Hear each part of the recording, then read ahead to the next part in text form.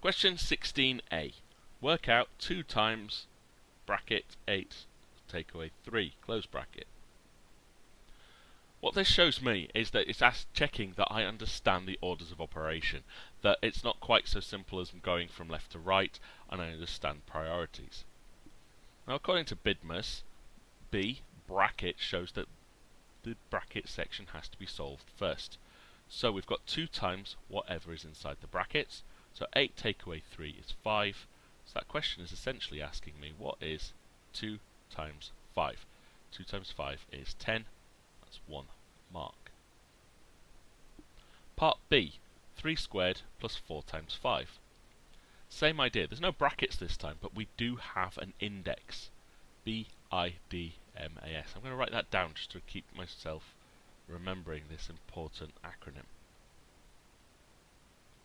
You may have learnt this as BODMAS, you may have learnt it as PEDMAS. Either way, it reminds us of what order we do these calculations in. No brackets, but the index here means we solve this first. 3 to the power of 2 means 3 times by itself, not 3 times 2. 3 squared is 9. Biggest mistake would be for people putting 6 there. Do remember 3 times 3. Next, we don't do the addition because multiplication comes first. So 4 times 5, which is 20. And then we can do our addition. 9 add 20 is 29. Part C. Find the value of 5 to the power of 3. We said in the last question the little 2 meant it was times by itself. With a little 3, this is not 5 times 3, it means it's 5 times by itself 3 times. 5 times 5 times 5. 5 times 5 is 25. 25 times 5.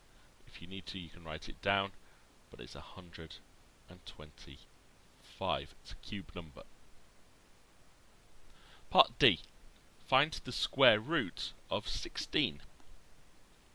Well, if a square is a number times by itself, the square root is the original number that was times by itself to get to 16. If you don't know it off the top of your head, go through them one at a time. 1 times 1 is 1. 2 times 2 is 4. 3 times 3 is 9. 4 times 4 is 16. Therefore, the square root must be 4, because 4 times 4 is 16.